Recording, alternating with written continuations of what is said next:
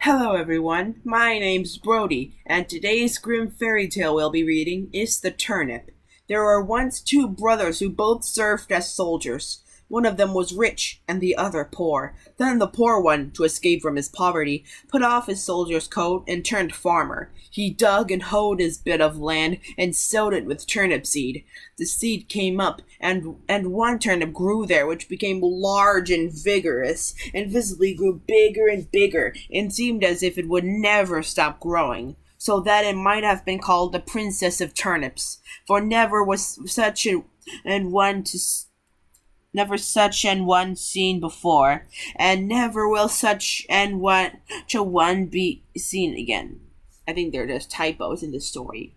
At length it was so enormous that by itself it filled a whole cart, and 2 oxen were required to draw it, and the farmer had not the least idea what he was to do with the turnip, or whether it would be a fortune to him or a misfortune.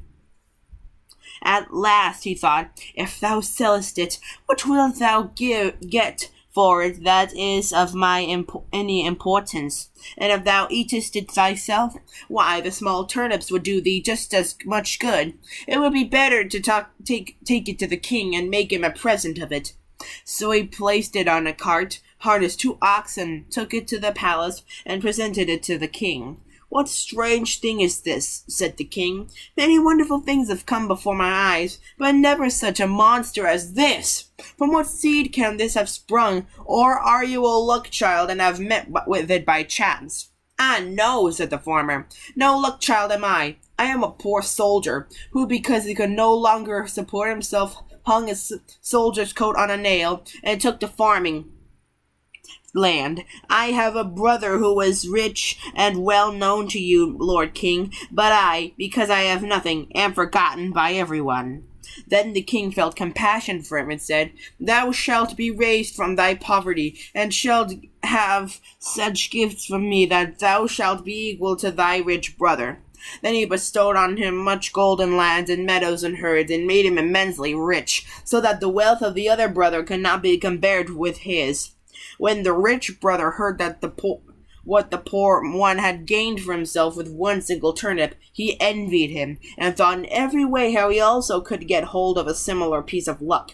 He would, however, set about it in a much wiser way, and took golden horses and carried them to the king, and made certain the king would give him a much larger present in return. If his brother had got so much for one turnip, what would he not carry away with him in return for such beautiful things as these? The king accepted his present, and said he had nothing to give him in return that was more rare and excellent than the great turnip. So the rich man was obliged to put his brother's turnip in a cart and have it taken to his home.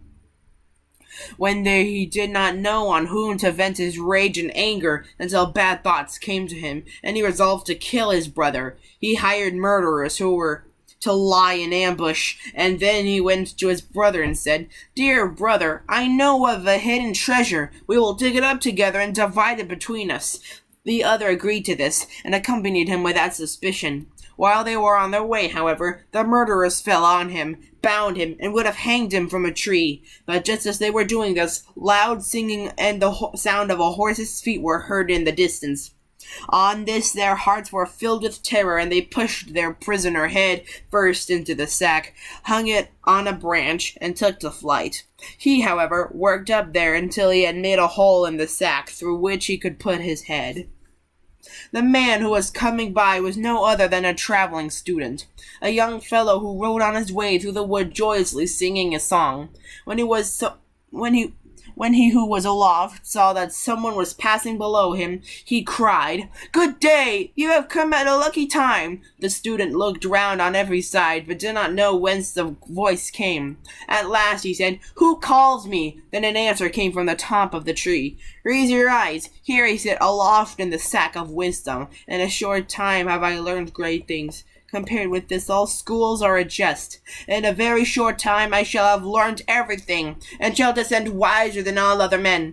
I understand the stars and the signs of the zodiac, and the tracks of the winds and the sand of the sea, the healing of illness and the virtues of all herbs, birds, and stones. If you are once within, you shall feel what noble things issue forth from the sack of knowledge. The student, when he heard all this, was astonished, and said, Blessed be the hour in which I have found thee. May not I also enter the sack for a while?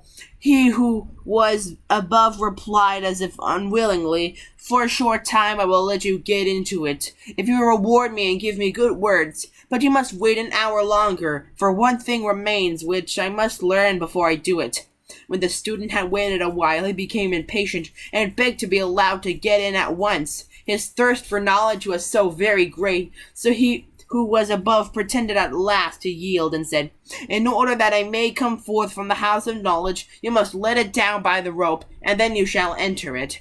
So the student let the sack down, untied it, and set him free, and then cried, Now draw me up at once, and was about to get into the sack. Halt! Said the other, That won't do, and took him by the head, and put him upside down into the sack, fastened it, and drew the disciple of wisdom up the tree into the rope.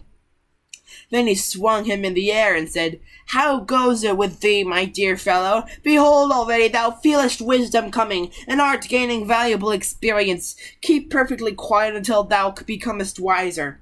Thereupon he mounted the student's horse and rode away, but in an hour's time sent someone to let the student out again. Be sure to like, comment, subscribe, and hit the notification bell so that way you won't miss any of my new episodes. This is Brody, signing out.